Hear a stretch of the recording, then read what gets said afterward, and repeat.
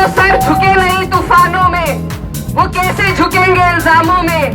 पगड़ी छीनने वालों से कह दो अभी हम खड़े हैं इंसाफ के मैदानों में। कि उसूलों पे आ जाए तो टकराना जरूरी है, उसूलों पे जब आ जाए तो टकराना जरूरी है। जिंदा हो तो जिंदा नजर आना जरूरी है। मुजफ्फरनगर GIC ग्राउंड में यहाँ पर उपस्थित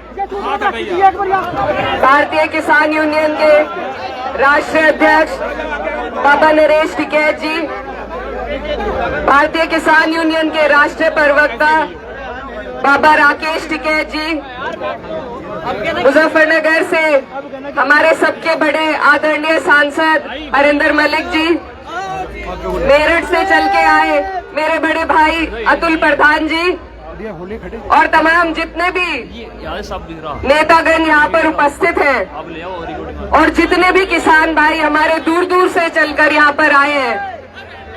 सबसे पहले मैं दिल की गहराई से आपका धन्यवाद देना चाहती हूँ कि बाबा नरेश टिकैत जी के एक आह्वान पे आप लोग यहाँ पर उपस्थित हुए। ये हमारी ताकत है, हमारी एकता है जो इस ग्राउंड में आप दिखा रहे हैं और यही ताकत है जिसको हमें सुनिश्चित करना है, अनुशासित रूप से बना करके चलना है। कल की जो घटना थी बेहद निंदनीय घटना थी। इस देश में हर एक व्यक्ति आतंकवाद के खिलाफ है। पहलगाम में जो हुआ हम सब उसकी कड़े से कड़े शब्दों में निंदा करते हैं और उन आतंकियों पर लानत भेजते हैं यहाँ से।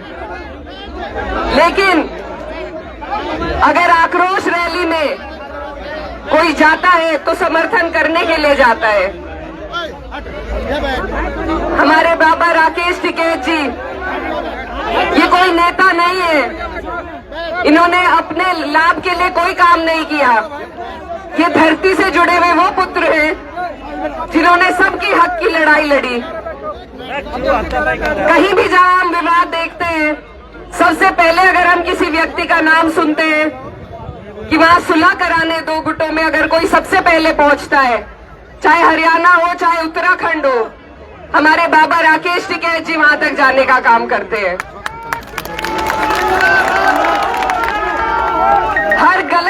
हर गलत बात का विरोध करना, आपकी हमारी आवाज को सरकार तक पहुंचाना, क्या ये गलत है? अपनी बात को वहां तक पहुंचाने के लिए, उनका पूरे समाज में एकता का संदेश देने के लिए बाबा राकेश टिकैत जी विरोध करने गए। वहां पर जिन लोगों ने ये बर्बरता दिखाई, जिन लोगों ने इस निंदनीय काम को अंजाम दिया, वो भी किसी आतंकी से कम नहीं है और उनका हम पुरजोर तरीके से विरोध करते हैं। मैं आपके बीच ये कहना चाहती हूँ कि जो सर झुके नहीं तूफानों में, वो कैसे झुकेंगे इल्जामों में। पगड़ी छीनने वालों से कह दो अभी हम खड़े हैं इंसाफ के मैदानों में। हमारी इस देश की अगर रीढ़ की हड्डी कोई है तो वो किसान है। अगर सबसे बड़ी कोई कौम है तो वो किसानी है। हम सब हर धर्म हर जाति से आते हैं, लेकिन हम सबसे पहले किसान हैं और इसीलिए यहाँ हम सब एकत्रित हुए हैं ताकि ये जो लोग सत्ता में बैठे हैं, जो आज ना तो किसानों की सुनवाई कर रहे हैं ना किसी और पक्ष की सुनवाई कर रहे हैं, और जो एक हमें अधिकार संविधान से मिला है अपने विरोध को दर्ज कराने का, उसमें भी ऐसे आतंकी प्रवृत्ति के लोगों को भेजकर अगर हम पे हमला होगा तो ये किसान वर्ग कभी बर्दाश्त नहीं करेगा। अगर हमारी आवाज को दबाया जाएगा ये हम कभी बर्दाश्त नहीं करेंगे।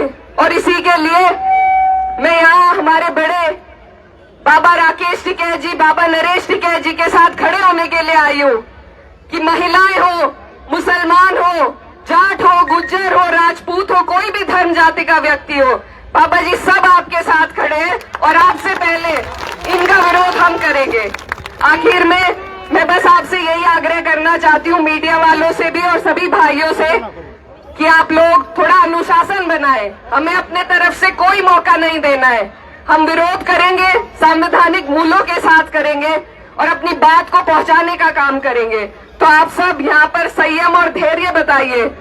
कल जो मौसम था ठंडा था, आज आपके गुस्से ने मौसम को भी गर्म कर दिया है, लेकिन उस गुस्से को हमें एक व्यवस्थित तरीके से अपनी बात संवैधानिक मूल्यों के तहत सरकार तक पहुंचानी है कि वो कार्रवाई करे ऐसे तत्वों पे जो इस तरीके से समाज में भेदभाव और नफरत पैदा कर रहे हैं। अपनी बात को खत्म करने से पहले मैं सिर्फ यही कहना चाहती हूँ कि उसूलों पे आँच आए तो टकराना जरूरी है। उसूलों पे जब आँच आए तो टकराना जरूरी है। जिंदा हो तो जिंदा नजर आना जरूरी है। बहुत बहुत धन्यवाद।